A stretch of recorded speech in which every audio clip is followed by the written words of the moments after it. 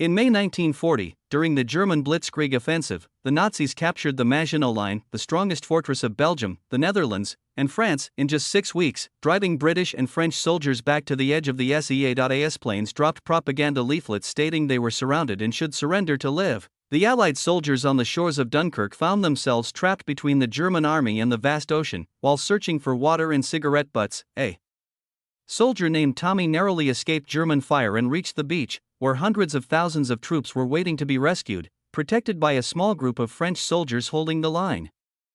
While looking for a place to relieve himself, Tommy encountered a soldier burying a body. The soldier, who appeared to be wearing clothes taken from the deceased, shared his water with Tommy. When they tried to line up to return to England, they were told the line was only for a grenade unit, leading them to realize that medics carrying the wounded were given priority for evacuation. Suddenly, German aircraft dived from the sky, strafing the crowded lines of soldiers before flying away. At port.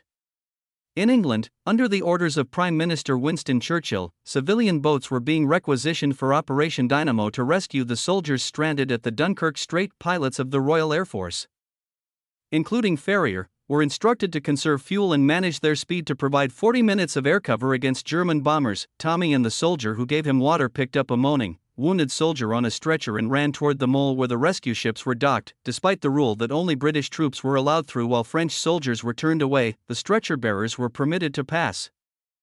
As the ship prepared to depart, Tommy and his companion rushed the wounded man forward. Despite being told they were too late, they pushed through the chaos to escape the relentless bombing. The Navy inspected boats loaded with life jackets, while the RAF maintained constant patrols to defend the dangerous waters of Dunkirk. Tommy and his companion managed to carry their patient through a door damaged by a bomb, barely making it across. On the other side of the channel, Mr. Dawson, a civilian who refused to hand his boat over to the Navy, set sail himself. His son Peter and Peter's friend George joined him, with George insisting he would be useful despite the danger. The pilots were forced to maneuver away from enemy fire.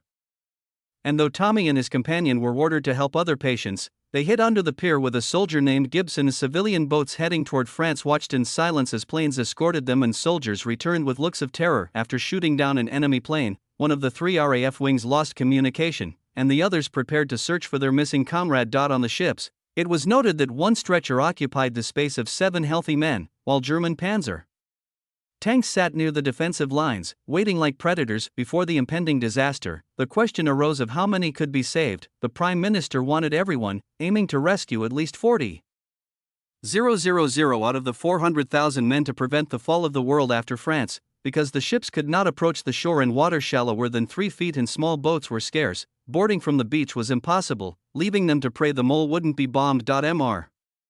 Dawson's boat pulled a shivering, traumatized soldier from a sunken ship. The man remained silent, unable even to give his name.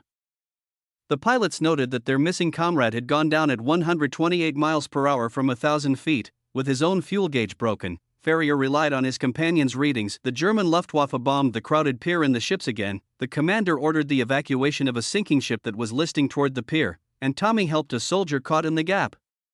Soldiers jumped for their lives from the sinking vessel while George asked the rescued soldier if he wanted to go below deck for warmth. The soldier knocked the cup away. Mr. Dawson explained to George that the man felt safer on deck after being bombed. The soldier finally spoke, revealing his fear wasn't of planes but of German U-boats, heightening their awareness of the submarine threat. Tommy and his group joined the scramble for another rescue ship after the commander called for more vessels. While they were told there was food below, Gibson remained on deck, staring at the smoke rising from the beach. Alex, whom Tommy had helped, asked what was wrong with his friend. Tommy replied that Gibson was looking for an escape route in case the ship sank, and they both moved close to the door. The soldier on the boat became hysterical upon realizing they were heading back to Dunkirk, demanding they return to Britain because everyone would die. Mr.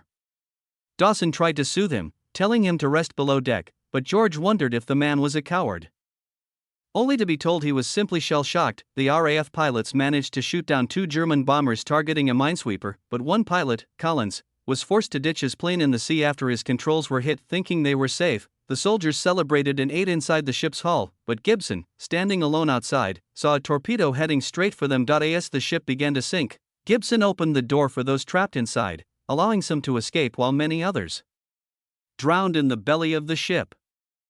Mr. Dawson explained to George that the planes overhead were Spitfires with Rolls-Royce engines, calling them the finest aircraft of the Royal Air Force. The rescued soldier emerged from the cabin and asked why they hadn't turned back, questioning why Mr. Dawson was taking young boys into a war zone. Mr.